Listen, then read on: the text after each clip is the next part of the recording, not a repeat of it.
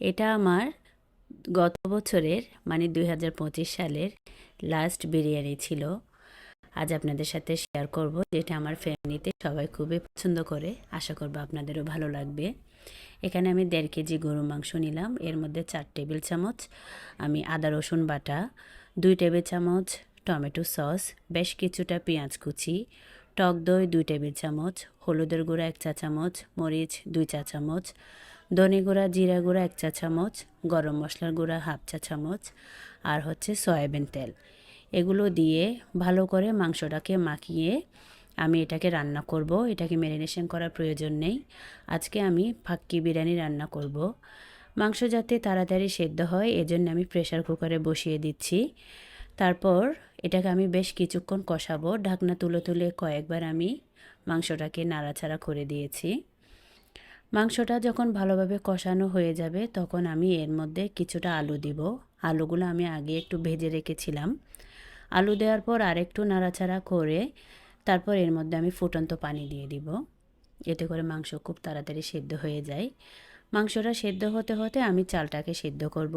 আমি এখানে আগে থেকে পানি গরম করতে দিলাম। এর মধ্যে শাহি জিরা ১ চামচ, ৪-৫টা এলাচ, ২ টুকরো দারচিনি আর ২টো তেজপাতা দিয়ে ২ চামচ লবণ দিয়ে পানিটাকে ফুটিয়ে নিলাম। এর মধ্যে আমি বাসমতি চাল দিলাম আধা কেজি।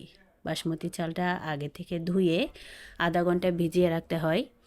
তারপর যখন এটা 60% সিদ্ধ হয়ে যাবে আমি চালটাকে তুলে রেখে দিব। এদিকে মাংসটা আমার সিদ্ধ হয়ে গেল। আমি এটাকে অন্য একটা পাতিলে ঢেলে এর উপরে আমি পেঁয়াজের বেরেস্তা, তারপর একে একে আমি ভাতগুলো দিয়ে দিলাম। কয়েকটা কাঁচামরিচ দিব। তারপর এর মধ্যে আমি আলু বোখারা, কিশমিশ, চাইলে এখানে বাদামও দেওয়া যায়। নিজের পছন্দ মতো সব কিছু দিয়ে পেঁয়াজের বেরেস্তা দিব। কিছুটা আমি জর্দার রং একটু দুধের মধ্যে ভিজিয়ে রেখেছিলাম, সেগুলো দিয়ে দিলাম।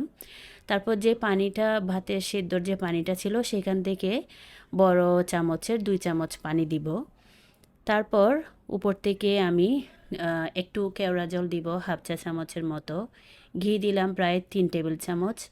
আর চিনি দিব আমি ১ চা চামচ। গুঁড়া দুধ দিব প্রায় ২ টেবিল চামচ। এগুলো সব আসলে নিজের পছন্দ মতো। এবার ফয়েল পেপার দিয়ে ঢেকে দিয়ে একটা তাওয়ায় আমি বসিয়ে দিব। লো ফ্লেমে আমি এটাকে ২০ মিনিট একটু দমে রাখবো। ব্যাস, ভাতটা দেখুন কতটা ঝরঝরে হয়েছে।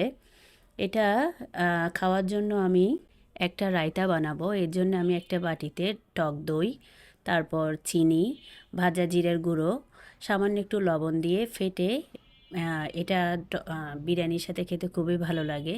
আশা করব